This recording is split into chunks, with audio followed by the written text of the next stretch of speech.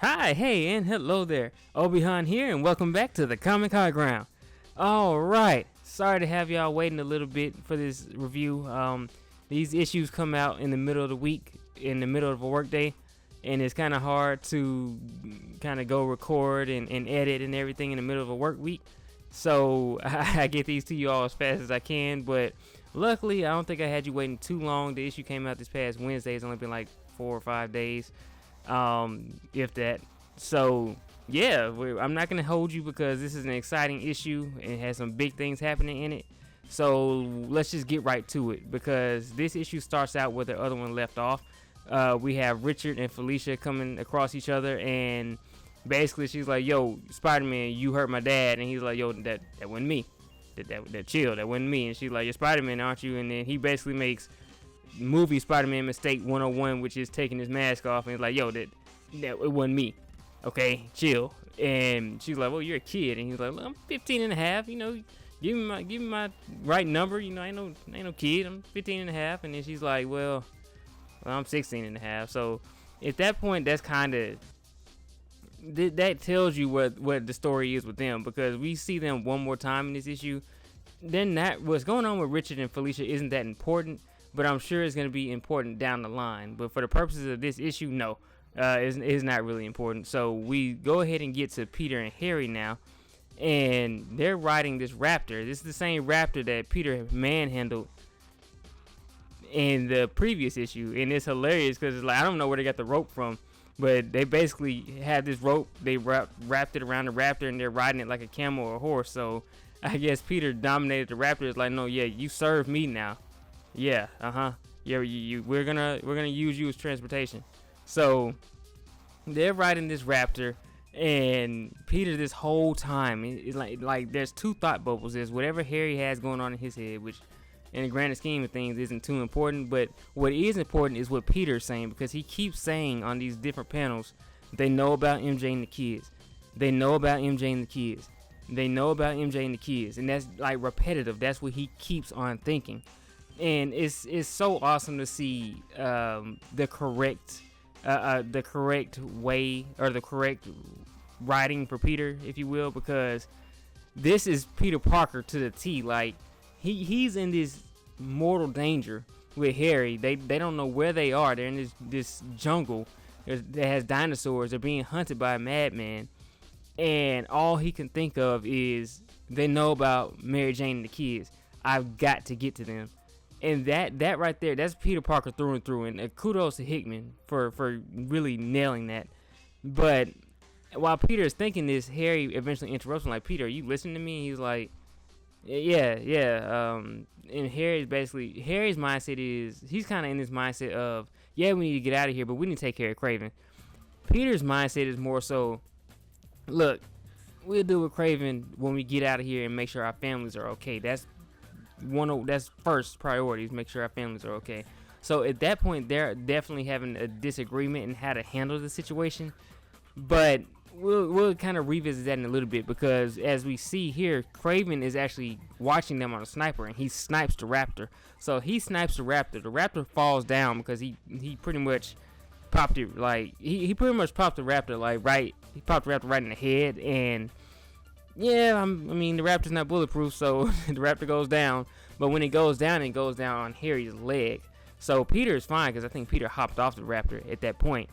But Harry's leg, I guess his ankle was twisted or something, because his ankle was jacked up after that. So they take cover behind this boulder, and Peter tells Harry, "Look, you make it out of here. You go towards deeper into the jungle, so you can't be in the line of fire. I'm gonna go out there and distract him and give you a chance to kind of ditch and get deeper into the woods, so you can't get hurt." So Harry's like, "What are you, crazy?" He's like, "Just do it." Peter hops in front, and he waits. And as he's waiting, Kraven, of course, takes a shot. But Peter's spider sense allows him to dodge it, of course. I mean, we all know that. And when he dodges it, he ducks back into the forest. He catches up to Harry, and Harry's like, "Why would you do that? What's wrong with you?" And Peter's like, "Look, I have this sixth sense. I know when I'm in danger, when I'm about to get hurt. So basically, I waited until my sense told me he was about to shoot and got out of the way. We need to get out of here." So they kind of have this quick conversation again about what they need to do, and then Mole Man shows up, and Mole Man's like, "Yo, y'all having a little trouble. Might be able to lend you a hand a little bit. And Peter and Harry, of course, are like, why should we trust you? And he's kind of like in this situation, like, I mean, you don't have to, but I'm trying to help you out. And so he has one of his Moloids reveal this path, and when the Moloid reveals the path, it's like this little tunnel that Peter and Harry can go through to lead them basically out of the Savage Land. And so they take this tunnel. Now Mysterio pops up like, yo, whoa, what's up? What's going on? What you doing? And Mo Man is like, what the, damn, I shouldn't have told you about this. And Mysterio's like, I mean, yeah, but it's good that you did. And I mean, we don't keep stuff from each other. And basically here is where we find out that Mo Man and Mysterio are plotting. We don't know what they're plotting yet, but they're plotting. And it has to do with Kraven, because they don't agree with the fact that Kraven has done this, because Fisk apparently had strict orders on how to handle this situation. And because Kraven has handled this the way he has, that pretty much really, I guess, puts them in danger. But from the sounds of it, their conversation, it looks like they were plotting against Kraven to begin with. We don't know what this is going to entail yet. We got to wait and see. But in any case, when this conversation is going on, Kraven actually was watching through his scope. So he sees Mo Man talking to Mysterio. I don't know if he knows what they talked about, but he did see him talking to them. Now we cut back to Richard and Felicia, and again, this is just honestly filler, because they're talking. Felicia tells Richard about how her father, the original Black Cat, has like this territory, and now that he's pretty much out of commission, it's up to her to be the leader and everything, and she really doesn't want to do it, and she's frustrated about it. And they also reveal that they've trained her pretty much her entire life for this moment. And she's not but like 16, so it's basically, I guess they took up her childhood with training to be the next Black Cat. And she kind of asked Richard she asked Richard about his own family, and Richard he's about to say something, and the suit's like, yo, yeah, you might need to shut up. Stop, you talking too much now. Just shut up. And he's like, well, yeah, superheroes don't really talk about their family, and that's that. So again, filler. I mean, it'll probably be important in a few issues, but right now, again, Richard and Felicia is just filler stuff. So we get back to Peter and Harry. They have set this trap. If you remember in the previous issue or the previous video, Kraven had put on these explosive collars on Peter and Harry. Well, he deactivated them, of course, and when he released Peter and Harry to run through the Savage Land, and they basically repurposed the collars to set a trap for Kraven when he followed them through. Of course, Kraven saw that Mo Man helped them, so he basically found the secret passageway by attacking the Moloids and having one of them tell him where Peter and Harry went.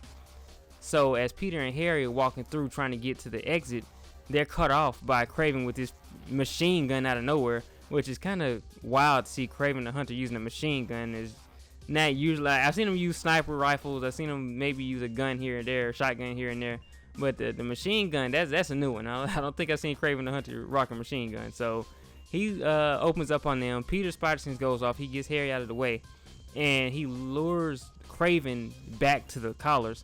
When he gets into the collars, Harry sets it off, and it goes boom. And Kraven is pretty hurt from that. But he makes his statement to Peter, and he's like, haven't you heard the saying about an injured animal or whatever? And it's at this point where Peter's like, you must not know who I am. And Peter unloads on Kraven, like he beats the crap out of him. Kraven tries to pull out this gun again, and Peter grabs it and breaks it, and he just like beats the crap out of. If you've ever seen the freaking scene on Family Guy where Stewie is beating the crap out of Brian because he hadn't given him his money back, that is kind of like that, because Peter beats the crap out of Kraven. It is really lethargic because he's had it coming. I mean, he's been torturing Peter, and Peter mentioned that he's like, you captured us, you tortured us, you drugged us. Like, yeah, no, this ass whooping was coming your way, big dog. It was coming. So he beats the crap out of Kraven, and as he's punching him, he stops, and because Harry makes a statement like, "Finish it," and then Peter's like, "No, no." Then we'd be like him, and we're not like him. And he's like, "What you're gonna do, Kraven, is you're gonna forget you knew anything about us. You're gonna get the hell out of Dodge, and that's gonna be that." And Harry is trying to tell him like, "No, Kraven's a monster. You can't let him get away." And while he's telling him this, Kraven sneaks his pistol out of his pocket and shoots. Now he shoots Peter through like the lower torso and like his stomach area, the side of his stomach. And Peter's looking like, "Well, you shot me." And he's like, "But I didn't feel any danger." And that's where Kraven is like, "Yeah, because I wasn't aiming at you. You were just in the way." And you pan out to see that Kraven pretty much sniped Harry.